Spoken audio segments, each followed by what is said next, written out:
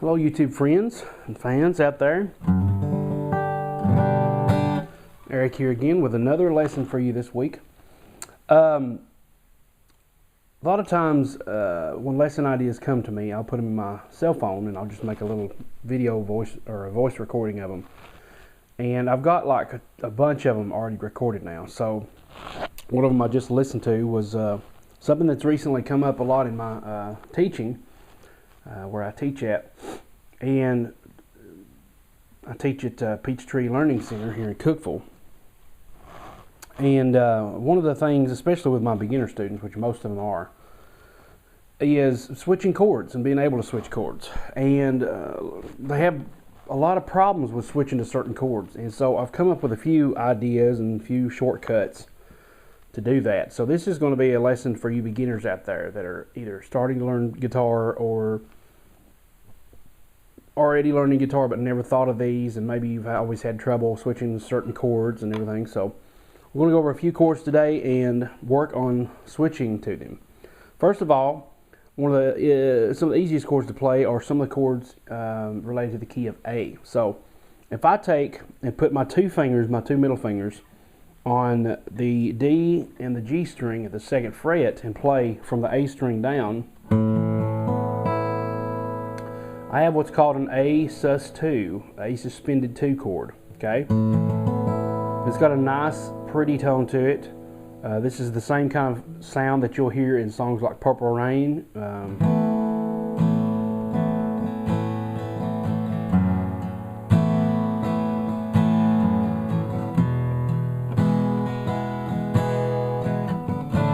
Another suspended chord. Okay, now I'm going to suggest you start with this chord because you can get to so many other variations of an A chord from this chord. Okay, for example, if I wanted to play just a regular A chord, all I have to do is put my pinky down on the 2nd fret of the B string right underneath that ring finger there and play from the A string down again, and now I have a regular A. So in that case, I added one finger to create a new chord. I'll lift it back up again and go return to normal. And all these chords that I'm going to go to for this little part here, you're going to always come back to this A suspended 2 chord because it's our resets point. Okay, it's the place where we reset. Okay, so the next chord is an A7. So all I have to do there, oh, and by the way, on all these A chords, your middle finger is going to stay where it always is, where it is right now. It's going to stay there the whole time for these A chords. It's going to stay on the D string and the 2nd fret. Everything else might move, but try to concentrate on leaving that finger where it is. Okay, there's no reason to move it. Okay, so back to A suspended 2. I'm just going to call it A sus. The next chord would be an A7. It's a good one to get to. All you're going to do is lift that ring finger off the G string and put it on the B string of the 2nd fret, and then play that G string open. That's an A7. Playing from the A string down. All the chords are played, all the A chords are played from the A string down because that's our root note, is an A. Okay. So back to the A sus. So we have A. We have A7. Okay. We also have A minor. All we have to do there is put our first finger down on the B string of the 1st fret. And the cool thing you can do there is just lift up and down on that 1st string when you're playing A minor.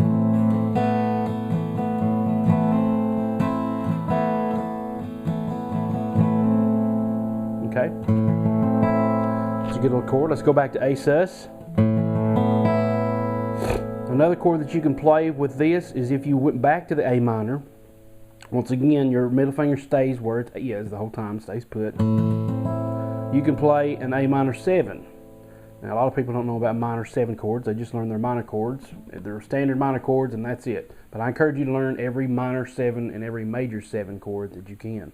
Not regular dominant 7, not regular C7, A7, B7.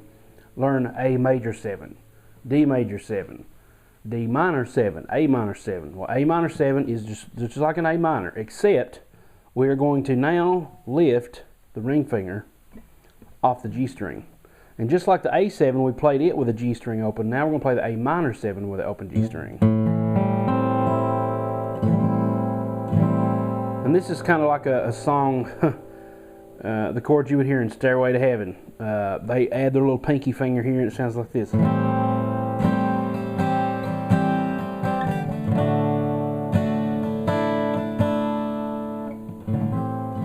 Okay, so you can do that. You can add your little pinky finger there on the 3rd fret, the E string. That's A minor 7. Now the cool thing about this, another way to learn chords, we're done with the A chords, I think. Let's see, A suspended, A7, A minor 7. I think we're done with the A chords for now. Another cool way to learn chords is not only by, going from a easily referenced chord to other chords, adding lifting fingers, is to associate one chord with another chord. Okay, so for example, let's take our A minor 7. Well, now if I put my ring finger, and my ring finger's hanging out, make sure it's not way up here or tucked underneath. Make sure your ring finger's just, just hanging out above the strings up here next to your middle finger. If I take that ring finger and I put it down on the 3rd fret of the A string, I now have a C chord. You see, a lot of my students have problems with the C chord. It's hard for them to get that big of a stretch. Typically, they have their fingers real close together, and you got to really have that little gap in between each finger. You got to space them out. But an easy way for them to do that is just to work with 2 fingers, and I recommend going from the A minor to A minor 7, and then going to the C, because all you're doing is moving one finger over. Okay? You always want to play close to the frets. Always want to play close to the frets, because if you play behind the fret, you're going to get buzzing and you're going to have to press harder, and it's going to cause your strings to go slightly out of tune, and it's going to cause hand cramps and things like that. You don't want to do that. The best way to eliminate all those factors is to play as close to the fret as possible so you don't have to press down as hard. Okay? For one thing, here's a little tip for you. In A minor, notice that as I lift my ring finger, these 2 fingers here that are still on the fretboard can scoot over just a hair to get closer to the frets. When I put my finger back, I have to scoot them back to accommodate this one. As long as this one is there, it's in the way and blocking the other ones, and these other ones can't move up. Which it's okay. See, notice where my finger is here. I may have to press a little harder, which is okay, because when I go to my C, I can scoot it up closer to the fret and it's taken care of. And I can actually physically feel my finger stop at that fret. That's when you know you're at the right spot, okay? If I scoot it up here, I can feel it stop at that fret. Stop at the fret. Okay? You're nearly on top of the frets. You're not. If you're on top, it will mute it, but you're just almost on top of the frets when you're playing. Try as much as you can. You can't get every chord like that. Like for the A example, for example, this middle finger is way back here, and it will cause a little bit of buzzing if I don't try to get it closer. What I'm going to try to do is not accent it too much so that it won't buzz. If I play a chord, there's no buzzing. It's fine. Okay? But the cool thing about this is the middle finger, so it can afford to press a little harder. It's a stronger finger. Okay? So A minor 7 to C. Back to A minor. Scoot up the fingers back. Back to A minor 7. Scoot them up. Get ready for that C. That's a good way to practice these chords, is rotating between those 3. A minor 7, C. Okay? So you can associate them with other chords. For example, let's play an E minor. Okay? Now, to play an E, all we have to do is add our ring finger here. Our first finger. So we have an E minor, another 2-finger chord, similarly to the A sus chord. You just move these 2 fingers up to the A and the D string on the 2nd fret. We add our first finger, just like we did for A minor, we add our first finger for an E here on the G string. Now, notice this chord looks exactly identical to the A minor. So we associate the chords that look the same in order to play them easier. See, if you started out playing E and I tell you to go to A minor, you're going to be moving all your fingers around, trying to get them placed, put them back. Just remember that it's the same as an E, so pretend that you got like glue stuck in between your fingers, and that when you move them, they're going to stay the same shape. So if you move them, they're going to stay where they're at. Okay? Another way to look at chords that are similar is let's take the A minor, and let's say we want to play a B minor. Okay, B minor is kind of tough for some people. Okay, so a B minor looks like this, and if you take the full bar chord, you're going to play from the A string down. Okay, and my thumb is just behind that first finger, maybe a little bit in front of it, to help me squeeze on that. Well, notice the A minor and the B minor look the same. These three, it's the same shape. So one good way to practice the B minor is to play the A minor, rearrange your fingers so that now the back two fingers are on the D the D and the G string, and then put this one where your first finger was, and then scoot it up 2 frets so that your middle finger is on the 3rd fret and your other 2 fingers are on the 4th fret, and then put your first finger down on the 2nd fret of the E string and just play from the D string down, because you're only going to play the notes that you're fretting for this chord. Okay, so that's just an A minor moved up. Okay, and we can also play this chord as just fretting 4 notes, and that is the A string on the 2nd fret, and then leave these 2 fingers where they're at, but don't play the bottom string or the top string.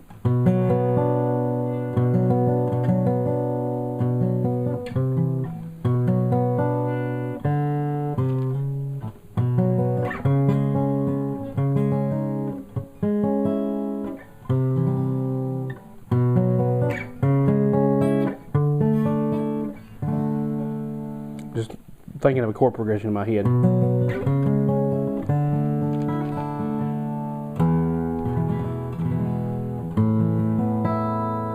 Okay, that's a cool little thing you can do. You can play the B minor, scoot it up 2 frets, play a D, play an E, back to the A sus. Okay, so there's some cool variations for you on those chords. One more thing that I would like to say is you can use the use of an anchor point on certain chords, and I'm going to show you 2 of those right now. And one of these is a D. I want you to notice when we play the A sus, the anchor point is the finger that stays on the same string. Not necessarily maybe the same fret, but it stays somewhere at the same spot. And so this middle finger stayed on the D string on the 2nd fret for all the A chords, right? A minor, A7, A minor 7, A sus, all right? So for the D, we're going to pretend that our ring finger is anchored to that B string. Now we're going to shift it back and forth from the 2nd to the 3rd fret. But we're going to leave it there, okay? So your other fingers, just try to focus on getting them what they need to do. And for one chord, for example, is an A7. Some people have a hard time going from here to A because you have to lift all your fingers. But if you go to A7, all you have to do is lift the 2 fingers, scoot this down, and put the middle finger right back on the D string 2nd fret, and then you got an A7. To play a D, go back to here, scoot it back up, and then let your other 2 fingers go from there.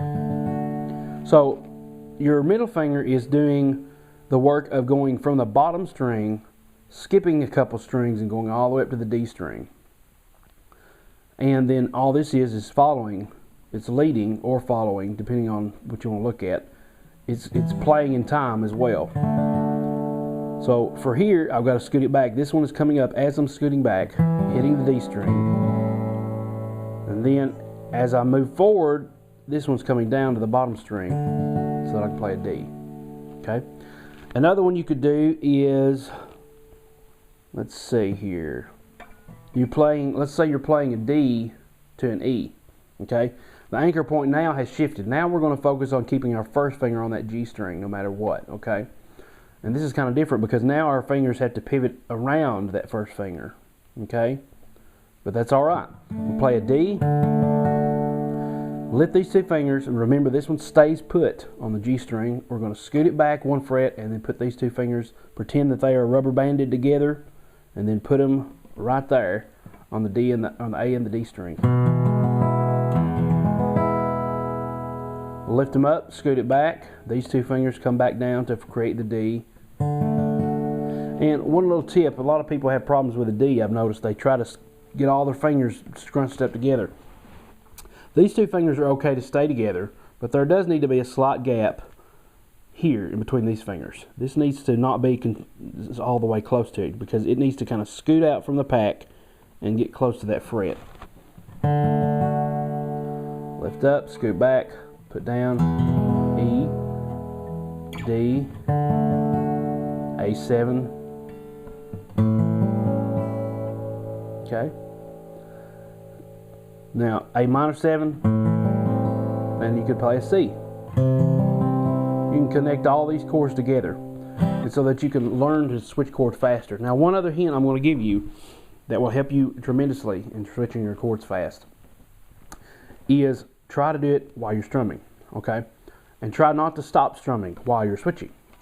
A lot of students have this problem where they'll try to switch from one chord. I'll tell them play 4 strums in a row. Play 4 count. 1, 2, 3, 4, and then they'll stop when I tell them to switch to another chord. They'll stop, find it, and then continue again. Well, by then I'm already on to back to D all over again, okay? So the goal is to try to, even if you have to, the slower your hand plays here, the more time you have up here. If you're going 1, 2, 3, 4, 1, you know, that one has to switch quicker. So if you take your time with this hand has more time to adjust as it needs to. So 1, 2, 3. Now continue strumming as you switch to A7. Moving the anchor point. 2, 3, 4. Anchor point scoot. 1, 2, 3, 4. Back. 1. Now obviously you're not going to switch that quick when you're beginning, but the cool thing about this is if you force yourself to try to keep this hand going, 1, 2, 3, and let's say you don't know the chord yet. As you're trying to figure it out, it may sound like terrible, but you'll eventually land it. And then you go back. What you're doing is you're forcing your hand to correct itself as you're going, which is necessary to get yourself out of that comfort zone of stopping, adjusting, and then starting. Because if you ever hear songs playing, they continue strumming.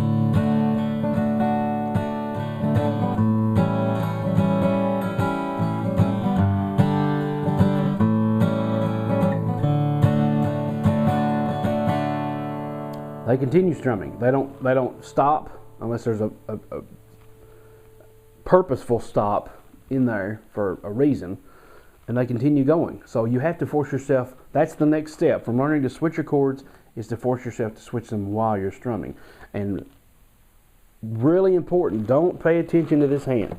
You know, try not to play all 6 strings on all the chords unless you hit some form of an E chord. But if you play an A chord and hit the A string, naturally it's okay. If you play the D chord and hit the A string, it's okay, because it's part of a D chord. It's just usually you start with a D string. But so don't focus on this hand. A lot of my students, they'll focus on this hand and watch it, and then they'll strum just fine. When it comes to time to switch, they have to stop and get over here and look. And so their head's doing this the whole time. They're constantly back and forth, and you don't want that. Ignore this hand. If you have to, when you start your practice, you start strumming. Get your hand in that rhythm. Slowly. Students, for some reason, want to start real fast. You don't want that. Start slow. Find a chord, and right off the bat, you're adjusting as you go. Count to 4, 5, 6, whatever your predetermined number is. Count to it. And as you're about to switch, ignore this hand. Focus on this hand. Visualize the next chord. Think about the next chord, because here's the trick. Once I hit this chord, then I don't have to think about that chord anymore, because it's already taken care of. All I have to do now is focus on what the next chord is I want to play. I'm already thinking about A7. I'm still strumming, but I'm thinking about another chord. And if you think about it, you can hit it a lot faster, because you're planning it out as you go. You've got the blueprint in your head of what you want to do, and you're planning it out, and you can switch to it a lot quicker, okay? So I've landed on as soon as I make it in contact and hit the chord right, now I can think of the next chord. G. I landed the chord fine, now I can think of the next chord. A, 7, Thinking of the next chord, since I've landed this one fine, D. So don't get discouraged if it takes you a while to get these chords down. If you'll practice those little techniques, I promise you, you'll see a great difference in your playing, okay? So I just felt it necessary to do a lesson for the beginners out there. I mean, the straight beginners. Learn as many chords as you can and try to associate them with one another, see how they're similar, so that you can learn chords quicker. I found that early on that was a really good way for me. If my hand was already used to playing an E, instead of thinking of A minor as a new chord, I would think of the shape being identical, and then all I had to do, it's just like it clicked, I can switch right over to it. There's little shortcuts like that you learn as you go on. Don't give up, don't quit, keep going, because you'll find these little shortcuts for yourself, and it's amazing when the light bulb starts to come on. It's a really big deal for you. I mean, you'll gain so much momentum that way. So keep trucking, keep on going, and if you're new to my channel, please check out my website, secretsoftexasbluesguitar.com. I've got all kinds of cool things there, and there's a way that you can subscribe to my newsletter, which is completely free. It's got all kinds of videos just like this one for electric guitar format mostly. This is mostly an acoustic channel, so that's mostly for electric guitar and for blues and for, you know, but it's got all kinds of other things that are really important for any guitarist out there. So check that out. Please subscribe if you haven't. Tell your friends about it. If this video has made a difference to you, share it with other people. Have them come here and watch it as well, and it'll benefit them as well. You want to help as many people out as you can, like I'm trying to. Okay, so if you have any questions, there's also a link here about my Texas Blues Guitar newsletter. It's a video about it for more information. And leave me a comment below. Tell me if it's made a difference to you. Tell me what you think about it. I try to check and update my comments pretty regularly. Sometimes I get a little behind, but I try to make it, you know, keep it on time as much as I can. So I know this video is running over in length, so I'm going to let you guys go. And thank you so much for watching. I hope it's been a great help to you. Hope you've learned some things, and I'll see you on the next video. God bless.